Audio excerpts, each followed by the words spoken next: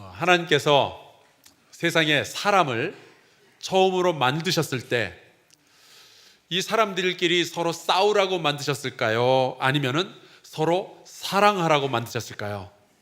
사랑하라고 만드셨습니다.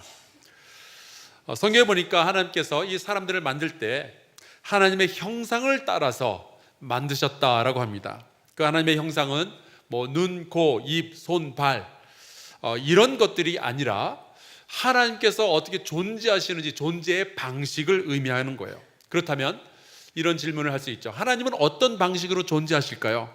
성경에 보니까 하나님은 사랑으로 존재하신다라고 되어 있습니다.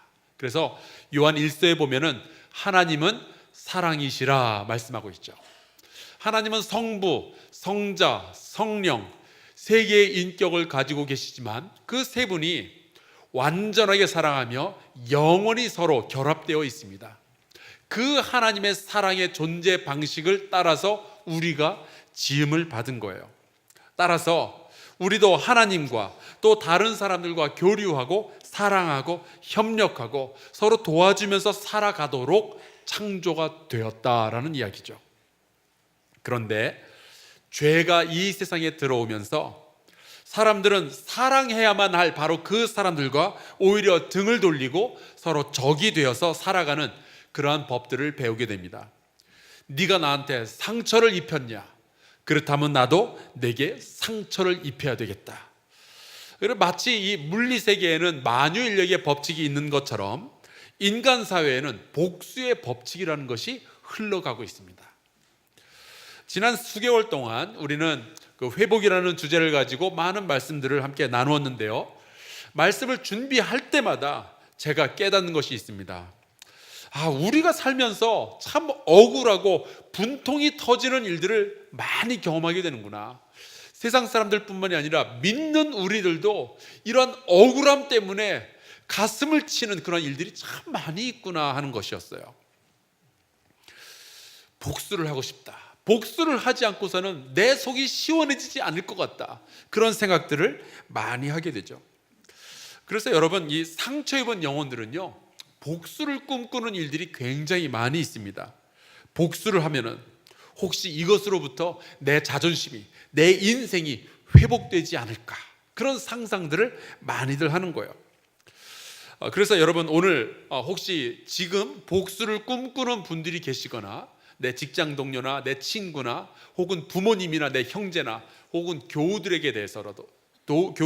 대해서라도 복수를 꿈꾸는 분들이 있거나 혹은 복수를 꿈꾸어 봤거나 혹은 앞으로 살아가다가 또 복수를 꿈꾸게 될 시간이 있을 것 같다라고 예측하시는 분들은 오늘 이 하나님의 말씀 앞에서 저와 같이 우리의 생각을 정돈하고 정리하고 그리고 점검해 봤으면 좋겠어요. 제가 어릴 때 우리 식구들과 함께 모여서 종종 이게 가슴 졸이면서 봤던 드라마가 있습니다. 여러분도 이 드라마 보신 적이 있을지 모르겠어요. 지금 생각해봐도 정말 명작인데 수사반장 혹시 보셨습니까? 수사반장 주인공이 누구죠? 최불암. 흐트러진 머리에 바바리 코트 촥 입고 천재적인 추리력에 그리고 결단력, 수사관들을 막 이끌어가는 리더십, 뭐 보면 너무 멋있어요. 그런데 대부분의 수사 드라마가 늘 그러하듯이 이 수사반장도요, 드라마가 시작하기 초반부에는 반드시 나오는 장면이 있습니다. 여러분, 수사 드라마의 초반부에는 뭐가 나오죠? 범죄 장면이 꼭 나오게 돼 있어요. 범죄가 있어야 수사를 할 거 아니겠어요? 그런데 그 범죄 장면을 잘 봐야 그 다음에 수사하는 내용들이 이렇게 공감이 되고 이해가 빠르죠. 그거 못 보면 안 돼요. 그런데 가끔 이 수사반장을 할 때 보면 첫 장면에 범죄 장면이 나오는데 그 범죄 장면이 하필이면 잔인하게 누군가를 죽인다든지 누군가를 때리는 폭력 장면이 나올 때가 있죠. 그러면은 저희 어머니는 같이 보다가 꼭 저에게만, 누님들도 있는데 저한테만 이불을 뒤집어 씌우셨어요. 이런 거 보면 안 된다고, 교육에 나쁘다고, 이런 건 어른들만 봐야 된다고. 저는 너무너무 보고 싶은데 그런 열악한 교육 환경 속에서 제가 크면서도 수사반장을 통해서 배운 것이 있었습니다. 여러분, 아주 잔인한 범죄가 있을 수 있어요. 그냥 죽일 수도 있는데 너무나도 잔인하게 죽였다. 그러면 최불암이 하는 말이 있습니다. 이것은 무슨 관계에 의한 범죄라 그러죠? 원한 관계. 여러분도 보셨군요. 잔인할수록 그 피해자의 주변부터 조사를 하기 시작하더라고요. 누가 원수진 일이 없는지. 그리고 또 있어요. 또 배운 것이 있는데, 복수하고 막 원한 관계를 가지는 건요, 정신이 이상한 사람들이 아니더라고요. 주변에 빤히 있는 친구, 이웃, 가족, 이런 사람들이 원한 관계를 가지게 되는 거예요. 직장 동료들. 여러분, 이 복수하고 원한 관계에서 범죄를 저지르고 이런 것들이 흔하게 있는 일이에요. 우리 일상에서도요, 이 복수하는 일들은 얼마든지 하루에도 몇 번씩 우리 가운데 있을 수 있어요. 스티븐 파인먼이라는 학자가 책을 하나 썼는데, 복수의 심리학이라는 책을 썼어요. 그 표지에 보면 이런 글귀가 나와 있습니다. 우리는 왜 용서보다 복수에 열광하는가? 그러게요. 수많은 영화나 드라마 혹은 소설 등등에서 복수의 이야기들을 많이 다루고 있죠. 그래서 영화나 드라마나 소설에는요, 복수극이라는 장르가 있어요. 근데 여러분, 용서극이라는 단어 들어보셨어요? 그런 건 없어요. 왜? 용서는 재미없으니까. 복수가 재밌죠. 그래서 사람들은 흥미진진한 복수극을 보면서 막 가슴 졸이기도 하고, 이 복수를 통해서 정의가 막 세워지는 것 같으면 이 주인공을 향해서 아낌없는 박수도 막 보내주고 그래요. 왜요? 속이 시원하니까, 뻥 뚫리는 것 같잖아요. 이 책에서 보니까 복수는 인간의 본능이다라고까지 소개를 하고 있어요. 모르겠어요. 제 생각에는 여러분이나 저나 이 자리에 앉아있는 우리 모두는 왕년에 복수를 꿈꾸어 보았거나 혹은 그 중에 몇 가지는 실행에 옮겨본 적도 있을 것 같습니다. 문제는 세상이 아니라 하나님의 말씀이에요. 과연 하나님은 이 복수에 대해서 뭐라고 말씀하시는가? 주님은 성경을 통틀어서 우리에게 하시는 말씀이 있어요. 복수는 위험하다고. 복수는 우리의 인생과 우리의 영혼에 위험하다라는 말씀을 하십니다. 그리고 복수는 하지 말고 용서하고 사랑하라라고 결론을 내리시죠. 복수는 우리가 이 복수하면 속이 뻥 뚫리고 시원해져서 내 자존심과 내 인생이 회복될 것 같다라고 생각을 하지만, 결국 알고 보면은 복수는 회복을 만드는 것이 아니라 또 다른 상처, 더 깊고 넓은 상처들을 나뿐만이 아니라, 그리고 상대방뿐만이 아니라 우리 주변에 내 사랑하는 사람들에게까지도 전달해주는 아주 안 좋은 결과를 만들어내게 됩니다. 그래서 이 복수라는 단어를 이 한자로 보면요, 재밌어요. 회복할 복자에 원수 숫자를 씁니다. 그러면은 이 복수는 내가 원수를 갚았다 그런 뜻이 아니죠. 문자 그대로 해석을 하자면은 원수를 회복하는 거예요. 여러분, 복수를 하면은 원수가 제거돼야 될 건데 한자는요, 원수가 새로 생기는 거예요. 그래서 복수는 위험하죠. 복수에는 어느 복수나 좀 공통점이 있습니다. 그래서 제가 이제 그 복수의 제1법칙 뭐 그렇게 이름을 붙여봤는데, 여러분, 복수의 제1법칙은요, 불공평하다는 거예요. 불공평의 법칙. 어떠한 복수를 해도 공평하게 끝나는 법은 없습니다. 단연코 없어요. 레위기 24장 20절에 보면 이런 말씀이 있습니다. 상처에는 상처로, 눈에는 눈으로, 이에는 이로 갚을지라. 남에게 상해를 입힌 그대로 100% 똑같이 그에게 그렇게 할 것이며. 이것을 우리가 복수의 법칙이라고 부르는데요, 어떤 분들은 뭐 예수님은 용서라고 그러시는데 왜 구약의 하나님은 이렇게 복수를 하라고 말씀을 하시나, 그렇게 생각을 하시죠. 그런데 여러분, 이게 잘 들으셔야 돼요. 눈에는 눈, 이에는 이, 받은 그대로, 상해를 입은 그대로 갚아준다는 것이 얼마나 어려운 일인 줄 아세요? 누가 때려서 여기 앞니가 딱 부러졌다고 생각해 보세요. 근데 갚아줄 때 다른 이빨, 어금니 부러뜨리면 안 되는 거예요. 딱 그 이빨을 부러뜨려야 되는 거예요. 여러분, 이게 쉽지 않아요. 굉장히 복수가 어렵게 하나님께서 만들어 놓으셨습니다. 눈에는 눈이라고 하는데 여러분, 눈이 다 같은 눈이 아니죠. 제 눈이, 제가 안경을 쓰긴 했지만 이건 뭐 노안 때문에 그런 거고요. 1.2, 1.2예요. 좋죠. 옛날에는 2.0, 2.0이었어요. 근데 제 아내는, 제가 아까 마이너스 7인가 8인가 그랬더니 아까 제 아내가 저한테 교정해 줬습니다. 마이너스 9.5래요. 안경 안 쓰면 아무것도 안 보여요. 제 아내 눈은 장식용이지 뭐 이렇게 실용도가 참 높지가 않습니다. 그런데 눈에는 눈이라고 해서 제 아내가 제 눈을 찔렀다고 저도 똑같이 한쪽 눈을 찌르면은 그게 공평한가? 저는 그렇게 생각하지 않아요. 여러분, 1.2와 마이너스 9.5는 품질의 차이가 있지 않아요? 만약에 제 아내가 왼쪽 눈을 한번 찌르면은 저는 양쪽 눈 다 찔러도 부족해요. 공평하지 않아요.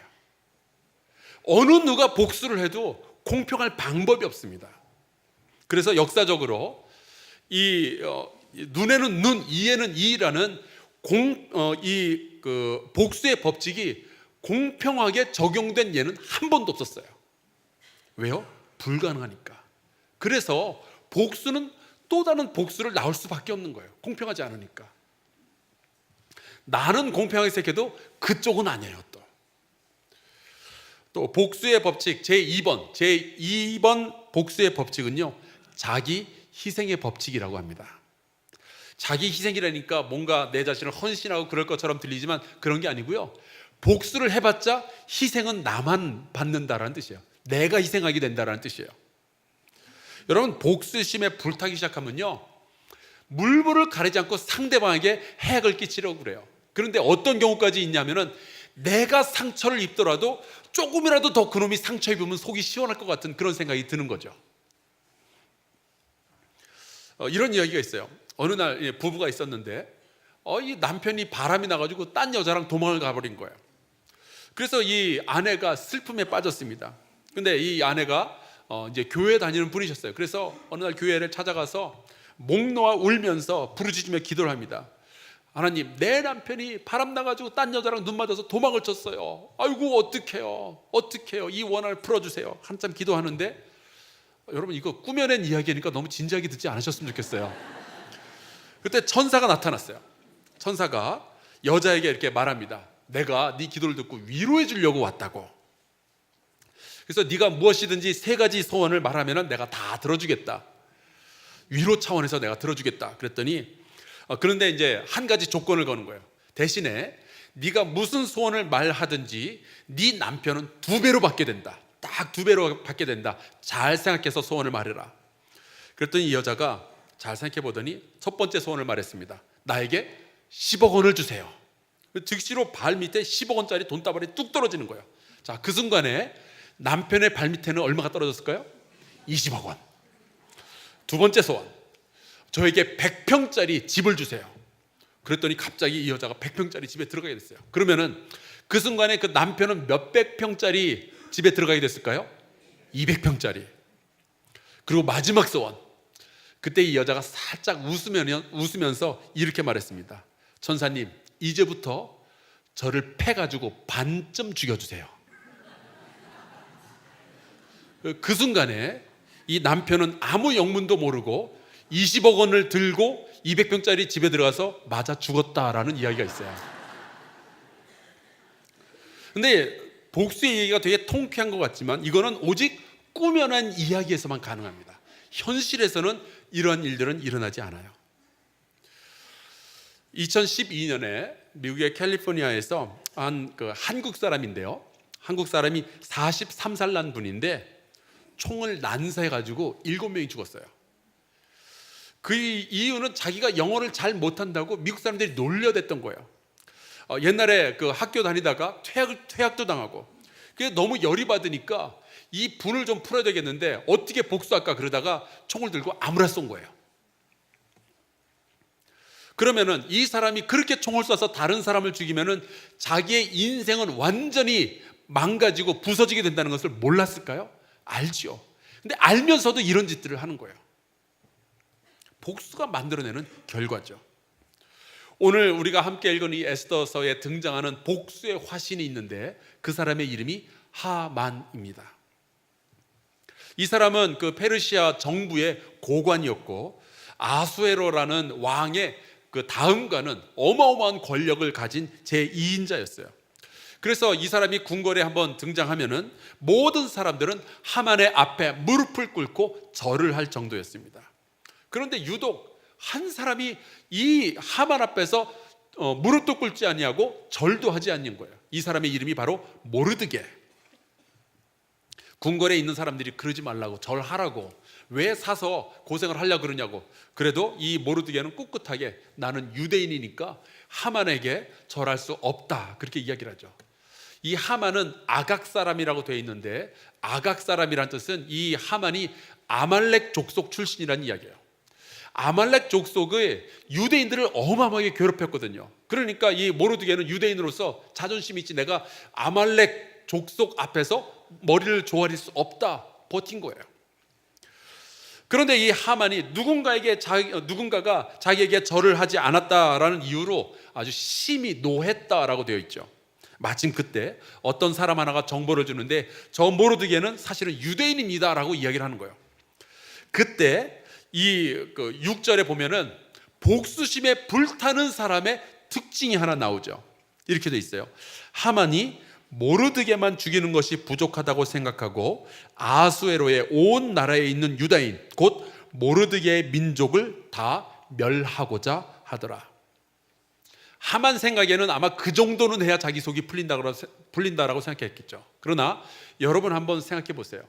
한 사람이 절을 하지 않았다고 그 사람의 민족 다를 죽이는 것이 공평해요? 공평하지 않아요? 전혀 공평하지 않죠.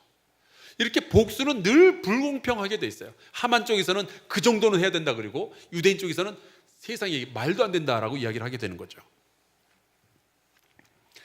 여러분, 복수심이 생기면요, 우리의 가슴속에 콕콕 묻어두고 숨겨두었던 잔인함이 바깥으로 나오기 시작해요. 사람이 잔인해지면 얼만큼 잔인해질 수 있는지는 전쟁을 겪어보신 분들은 다 알죠. 저도 생각해 보면은 참 많은 보복을, 복수할 것을 생각하고 또 몇 가지는 실행에 옮겼던 것 같아요. 특히 군대에서 정말 저를 괴롭히던 그 고참에게 고난을 당할 때 복수를 꿈꿨는데, 제가 복수를 꿈꾸다 보니까 어느 정도로 잔인해졌는가 하니 하나님께 그 사람을 위해서 기도를 했었어요. 죽여달라고. 사격 연습을 갔다가 오발사고로 죽었으면 좋겠다고.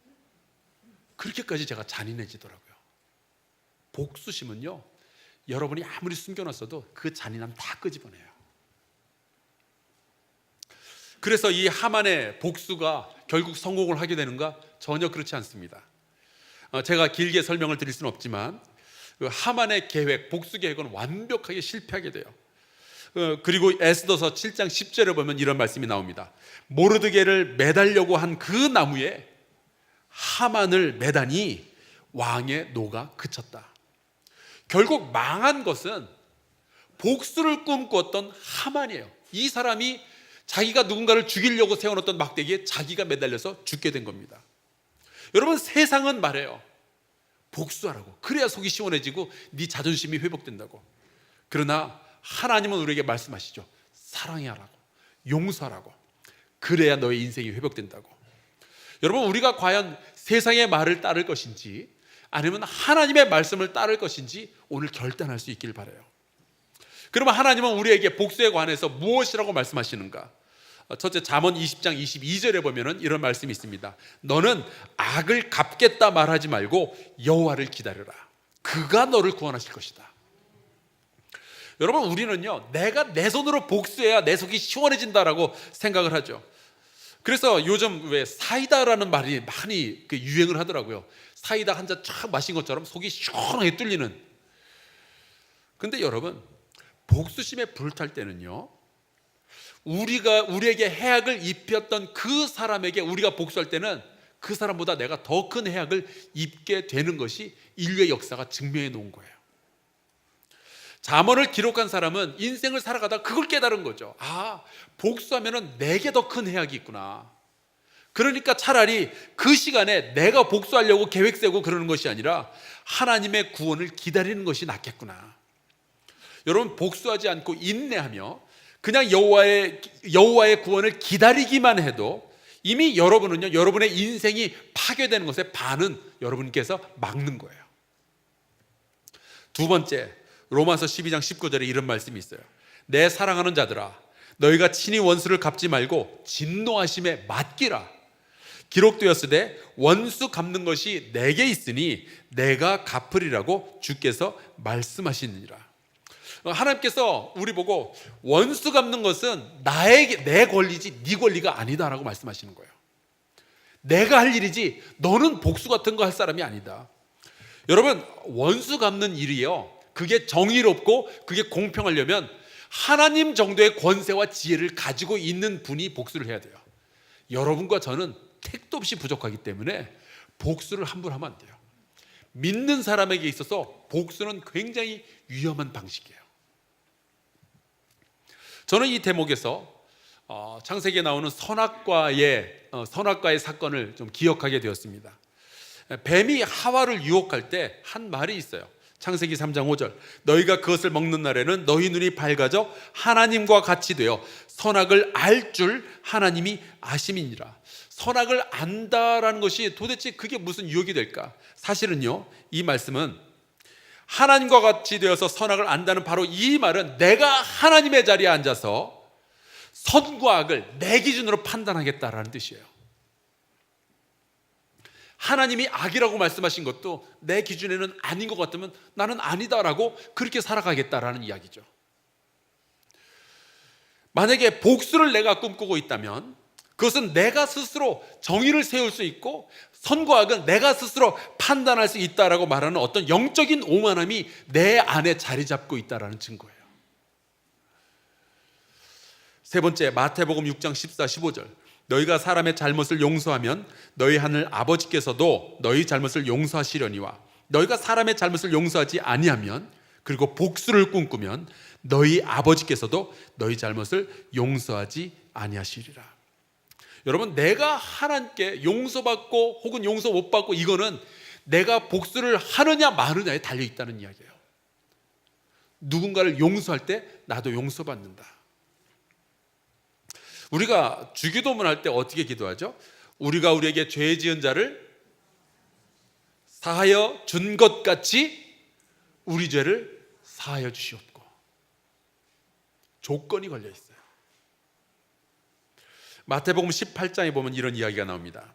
어느 날 이 임금이 그 종들과 같이 이제 결산을 하게 되는데 그 종들 중에 하나가 자그마치 1만 달란트의 돈을 임금한테 빌려가서 못 갚고 있는 거예요. 1만 달란트라는 것은 어느 정도의 돈인고 하니 한 번 빌리면 다시는 갚을 수 없는 정도의 돈입니다. 우리나라 말로 좀 바꿔서 하자면 억만금? 그게 현실적으로 안 다가오면은 뭐랄까요? 500조 원 어때요? 좀 옵니까? 500조 원 빚을 졌는데 못 갚는 거예요. 당연히 이 임금은요, 세상이 말하는 복수의 법칙을 따라서 이 종에게 복수를 시작합니다. 너를 감옥에다 가두고 네 식구들을 다 노예로 팔아버리고 네 집과 네 재산 전부 팔아서 다만 일부라도 갚아야 되겠다. 그때 이 종이 엎드려서 절하며 이게 빌죠. 조금만 참아주십시오.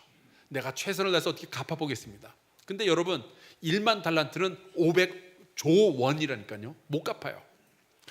그때 놀라운 일이 일어나는데 임금이 그를 불쌍히 여겨서 갚을 시한을 좀 늘려주는 것이 아니라 아예 빚을 다 없는 것으로 탕감을 해주는 거예요. 그 종은 감옥에 안 가게 되었고 그의 가족들은 노예로 팔려가지 않게 되었고 그들은 다 자기 집에서 자기 재산 그대로 가지고 살 수 있게 되었어요. 사실 이 정도의 엄청난 은혜는 종도 기대할 수가 없었습니다. 왜냐? 세상의 법칙, 복수의 법칙을 알고 있는 사람이거든요. 여러분, 이 용서의 사건이 빚을 탕감받은 종에게 기쁜 일이었을까요? 슬픈 일이었을까요? 제가 함정 파놓고 물어보는 것이 아니니까 안심하시고 대답해 보세요. 기쁜 일이었을까요? 슬픈 일이었을까요? 기쁜 일이죠. 당연히 기쁘죠. 아마 이 종은요 평생 살아가면서 임금님의 그 은혜만 생각하면 마음속에서 감사가 막 솟구쳐 오르고 너무 기뻤을 거예요. 혹시 그의 인생 가운데 고난이 찾아오더라도 그 임금님의 은혜만 생각하면 이 정도 고난 정도는 내가 이겨내야지, 그 정도의 은혜를 받은 사람인데, 아마 그렇게 생각을 했을 거예요. 그런데 그렇게 살아가던 이 종이 어느 날 자기에게 요만큼 빚진 사람을 하나 만나요. 그 순간 임금님의 은혜가 그의 기억 속에서 사라집니다. 대신에 복수심이 불타오르기 시작해요. 저놈이 내 돈을 안 갚았지. 더 이상 그 임금님의 은혜가 기쁘지 않고 이 사람이 나에게서 빌려갔던 그 돈을 내가 복수를 해서 갚음을 받아야 그제서야 내가 기쁘겠다 생각을 한 거죠.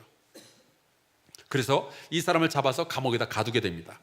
그리고 그 소식을 들었던 임금님이 이 1만 달란트 빚졌던 사람을 다시 부르고 말도 없이 바로 감옥에다 가두게 되죠. 내가 너에게 은혜를 베푼 것이 너의 인생 가운데 내내 기쁘지 않다면 그럼 내가 그 은혜를 거두어 가겠다, 그런 말씀이에요. 이 이야기의 결론으로 예수께서 하신 말씀이 있습니다. 너희가 각각 마음으로부터 형제를 용서하지 아니하면, 복수를 꿈꾼다면 나의 하늘 아버지께서도 너희에게 이와 같이 하시리라. 여러분, 우리가 지었던 죄와 불순종 때문에 하나님께서 우리에게 복수하신다면 어떠한 일이 일어나게 될까요? 여러분, 복수한다는 것은 우리의 인생에 치명적입니다. 우리의 인생을 스스로 망가뜨리는 일도 되지만 우리에게 그 큰 은혜를 베푸셨던 하나님께서 지켜보시기 때문에, 그래서 복수를 꿈꾸는 것이 너무나도 위험한 일인 거예요. 우리는 사랑하도록 창조된 사람들이고 용서하도록 은혜 받은 사람들이기 때문에 그래요. 그렇다면 우리에게 상처를 입혔던 많은 사람들, 특별히 내가 때로는 마음을 주기도 하고 내가 사랑하기도 했었는데 우리에게 손해를 끼치고 우리를 배신했던 그런 사람들 속에서 막 부글부글 끓어오르는데, 그렇다면 복수 대신에 용서를 선택하기 위해서 가장 먼저 해야 될 일이 뭐가 있을까요? 상처 입은 나에게 복수의 권한이 있지 않을까 하는 이 생각을 여러분 포기하셔야 돼요. 우리는 공평한 복수를 할 수 없는 사람들이고 복수는 우리의 영역이 아니에요. 우리는 사랑하고 용서하도록 창조되고 구원받은 사람들입니다. 우리가 이 복수의 권리를 포기하게 될 때 그때부터 기적이 일어나기 시작하는 거예요. 하나님께서 우리 대신 복수도 해주시고 우리 대신 일해주시고 우리 대신 회복의 역사를 이루어 주실 줄로 믿습니다. 예전에 새벽기도 때 한번 소개해드렸던 이야기인데 이번에 제가 설교 준비를 하면서 다시 한번 그 책을 찬찬히 좀 읽어보게 되었어요. 소개해드릴게요. 제가 좋아하는 그 존 오트버그 목사님이 쓰신 글 가운데 그분이 이제 목회하시던 교회에는 수라는 이름을 가진 여자 성도가 있었답니다. 근데 이 여자분은 어린 시절부터 자기의 그 어머니하고 엄마하고 너무 사이가 안 좋았던 거예요. 그 엄마하고 늘 이렇게 싸웠는데 특별히 그 엄마는 자기 딸을 보고 단 한 번도 예쁘다고 말한 적이 없었대요. 엄마가 자기 딸 보고 예쁘단 말을 단 한 번도 안 했다. 이건 좀 큰일일 것 같아요. 여러분 다 예쁘다는 소리 듣고 자라셨죠? 기억이 없으신가요? 여러분 다 그러셨을 것 같아요. 제가 제 눈에 보기에도 너무나도 예뻐 보이시니까 엄마들 눈에는 얼마나 예뻤겠어요. 그런데 이분은 자기 기억에 엄마가 자기를 예쁘다고 했던 기억이 없는 거예요. 늘 딸의 단점을 찾아내고 그것을 야단치고 그러는 엄마였습니다. 그래서인지 이 수라는 여자분은 자기 엄마를 너무너무 미워했던 거예요. 그래서 둘이 만나기만 하면 싸우고 청소년 시기에는 막 어마어마했었죠. 그러다가 이 딸이 대학을 가면서 아예 집을 나가버렸습니다. 그 후로 20년 동안 엄마랑은 전화 한 통화 한 적이 없는 거예요. 드디어 이 딸이 40대가 되었고 어느 날 전화를 한 통화 받았는데 엄마가 퇴행성 근신경계 질환이라는 그 병으로 꽤 오랫동안 알아오다가 이제 결국에 이제 죽게 되었다는 거예요. 죽기 일보 직전이라는 거죠. 그때 이 수라는 여자가 생각을 합니다. 어머니에게 결정타를 먹일 수 있겠다. 내가 이 마지막 죽음의 순간에도 어머니를 모른 척한다면 이 엄마는 내가 얼마나 큰 잘못을 저질렀는가 아마 땅을 치면서 분통함 속에서 죽게 되겠지. 정말 어마어마한 복수국을 꿈꾼 거죠. 근데 이분의 마음속에 새로운 생각이 들어왔어요. 이분 교회 다니는 분이었거든요. 하나님은 용서하고 사랑하라 하시는데 내가 어떻게 해야 될까? 복수할까? 아니면 용서를 한번 시도해볼까? 그러다가 기도하는 가운데 용서를 한번 시도해보겠다라는 생각으로 비행기를 타고 이제 엄마의 임종을 보러 갑니다. 가서 이제 병원에 가서 보니까 이제 침상에 이제 식구들이 둘러앉아 있는 거예요. 이제 같이 이제 시간을 보내고 뭐 이야기를 나누다가 이제 날이 어두워지면서 식구들이 하나둘씩 이제 자기 집으로 돌아가고 결국 이제 병실에는 엄마와 자기만 남게 되었습니다. 다 이제 사라지고 이게 자기만 남았을 바로 그때에 엄마의 침대 곁에 앉아서 정말 어렵게 근데 이제 마음속으로 계속 준비해왔던 연습도 해봤던 그 말을 한마디를 건넵니다. 엄마 미안해요. 제가 기르기 쉬운 아이는 아니었죠. 그때 엄마가 아주 어렵게 말을 합니다. 나도 미안해. 근데 요 짧은 대화를 통해서 이 딸이요 자기가 태어나서 처음으로 자기의 가슴 속에 엄마를 향한 그리움이 흐르고 있었다는 것을 이제서 깨달은 거예요. 그래서 20년 정도 만지지도 못했던 이 엄마의 손을 딱 잡고 다시 한마디를 합니다. 사랑해요 엄마. 내가 엄마를 사랑하고 있었다는 것을 엄마가 모르고 죽을까 봐 많이 걱정했어요. 그때 이 엄마의 표정이 너무나도 행복하게 싹 바뀌는 것을 보게 된 거예요.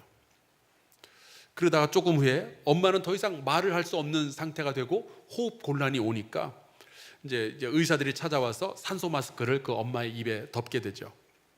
그리고 막 의사와 간호사들이 막 이제 바쁘게 이 죽어가는 엄마를 살리려고 움직이는 동안에 이 엄마가 조그마한 종이 쪽지 위에 연필로 뭐라고 이렇게 쓰더니 딸의 손에 쥐어주고 그리고 이제 엄마는 죽게 됩니다. 그리고 그 쪽지에는 이렇게 쓰여져 있었다고 해요. 참 예쁘구나. 그러니까 서로에게 분노의 대상으로 20년 이상 살아왔던 두 사람이 용서를 통해서 다시 한번 엄마와 딸의 사이로 돌아갈 수 있었던 거예요. 여러분 그게 기적 아니겠어요? 그게 회복 아니에요?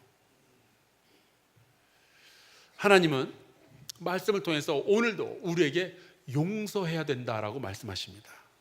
왜냐하면 분노하고 잔인한 복수를 꿈꾸면서 살아가기에는 우리의 인생이 너무 소중하고 거룩하고 짧거든요. 어떻게 보면 복수를 포기하는 것은 우리에게 희생을 요구하는 것만 같죠. 근데 여러분 용서하지 못하면 우리는 아마 더 큰 희생을 치르게 될 거예요. 나만 희생을 치르는 것이 아니라 내 가족까지도 포함해서. 세상은 우리 보고 복수해야 마음이 시원해질 거다라고 이야기하고 그래야 네 자존심과 인생이 회복된다라고 이야기하죠. 우리를 지으신 하나님은 우리 보고 용서하고 사랑해야 너의 영혼과 너의 인생이 회복된다라고 말씀하십니다. 오늘 세상의 소리를 거절하고 주의 음성을 받아들이고 순종하는 저와 여러분 될 수 있기를 주의 이름으로 축원합니다.